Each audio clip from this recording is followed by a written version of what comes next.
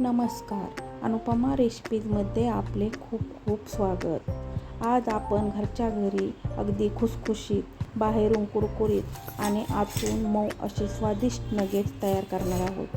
हे नगेट्स मुलांपासून मोठ्यापर्यंत सर्वांना आवडतात. संध्याकाळच्या नाश्त्यासाठी, डब्यासाठी किंवा पाहुण्यांसाठी हा एक उत्तम पर्याय आहे. चला तर वेळ वाया न घालवता रेसिपीला सुरुवात करूयात. येथे कढई गरम करायला ठेवलेली आहे. त्यामध्ये 1 चमचा तेल घालून घेऊयात. तेल थोडेसे गरम झाले की त्यामध्ये 1 बारीक चिरलेला कांदा, अर्धी वाटी सिमला मिरची, अर्धी वाटी गाजर आणि अर्धी वाटी उकडलेली मका घालून घेऊयात. येथे मी 2 बारीक चिरलेल्या मिरच्या घालत आहे. आता हे आपल्याला छान परतून घ्यायचं आहे. ह्या भाज्या आपल्याला जास्त शिजवायच्या नाही. थोड्या हलक्या गरम झाल्या की त्यामध्ये आपल्याला 1 वाटी रवा घालून घ्यायचा आहे.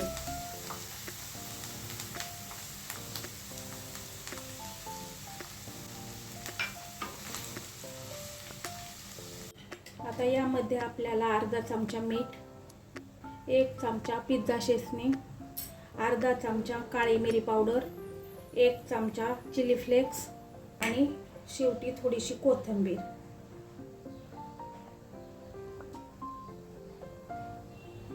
हे सर्व आपल्याला छान परतून घ्यायचे आहे.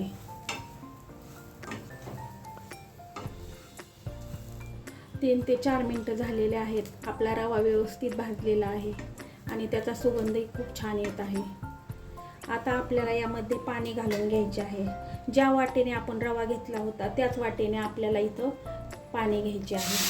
मी 1 वाटी रवा घेतला होता, त्यासाठी मी इथं 1 वाटी पाणी वापरलं आहे.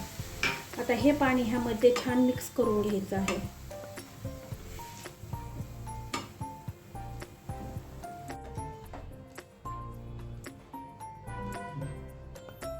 पाच मिनिटं मी त्याला सारखं हलवत त्यातलं पाणी पूर्ण आटून घेतलेलं आहे. आता ह्यावर आपल्याला झाकण ठेवून आणखीन थोड्या वेळ 2 मिनिटं शिजवून घ्यायचे आहे.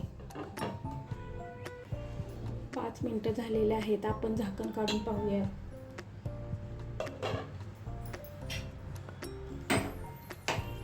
आपल्या रव्यामधलं सर्व पाणी आटलेलं आहे आणि तो छान घट्ट झालेला आहे. आता ह्यामध्ये आपल्याला थोडंसं पनीर खिसून घालायचं आहे. त्याच्यामुळं आपल्या नगेट्सला खूप छान चव येते. तुम्ही पनीरऐवजी चीजही घालू शकता.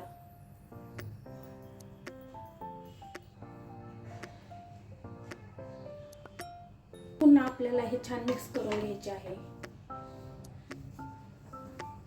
पनीरमुळे आपल्या नगेट्सला खूप छान चव येते.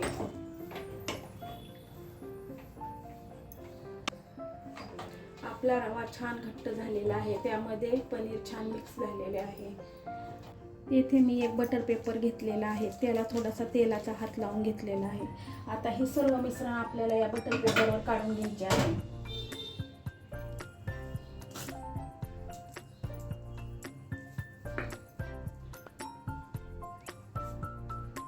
आता या पिठाला आपल्याला ह्याच्यावर थोडंसं थापून घ्यायचं आहे. आपण जर जास्त पातळ ह्याची लेयर्स ठेवली तर ती तुटण्याची शक्यता असते, म्हणून आपल्याला थोडंसं ह्याला जाडसरच ठेवायचे आहे.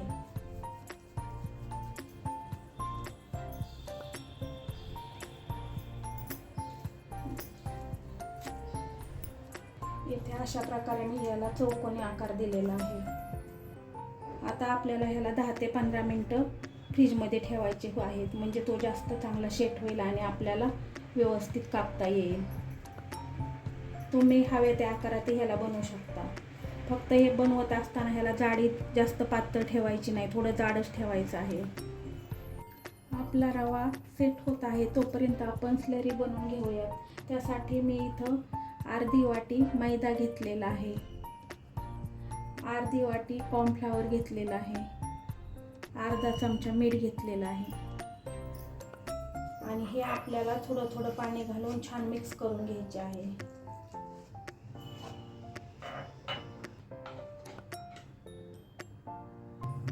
पंधरा मिनिटं झालेले आहेत. ही छान सेट झालेलं आहे. आता आपण ह्याला कटिंग करून घेऊयात.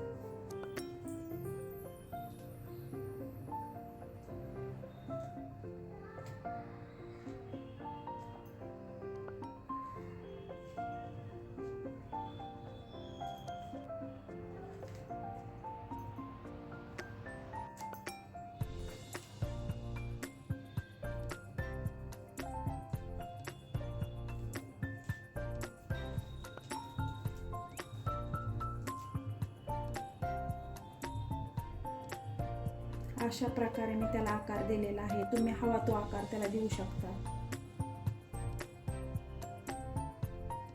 येथे कोटिंगसाठी मी इथं ब्रेड क्रम्स घेतलेले आहेत. ते एका डिशमध्ये काढून घेऊया. आता आपण जे फिंगर्स बनवलेले आहेत ते आपल्याला ह्या मिश्रणामध्ये घालून घ्यायचं आहे.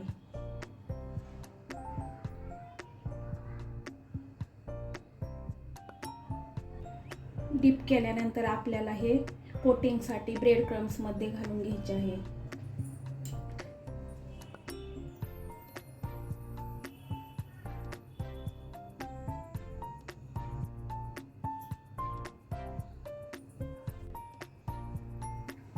ब्रेड क्रम्समधून काढल्यानंतर त्याला थोडासा असा आपण शेप देऊया, म्हणजे तो दिसायला एकदम सुंदर दिसतो. आपले तेल गरम झालेले आहे. आता त्यामध्ये एक एक करून आपल्याला हे नगेट्स टाकायचे आहेत, परंतु जास्त टाकायचे नाही, 3 ते 4च टाकायचे आहेत.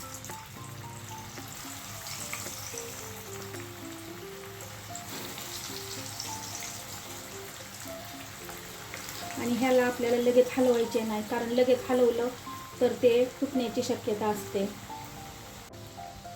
आता ते छान सेट झालेले आहेत. त्याला थोडे सेट झाले की त्याला आपल्याला उलट सुलट करून घ्यायचे आहे.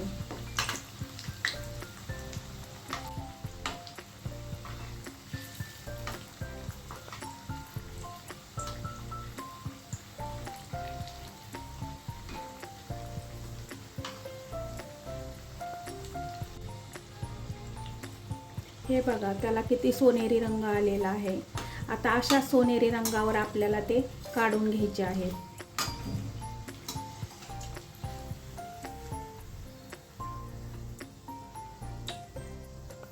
अशा प्रकारे तयार आहेत आपले नगेट्स.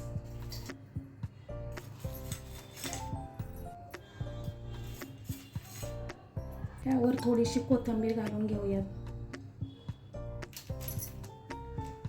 आणि थोडासा पेरी पेरी मसाला घालत आहे.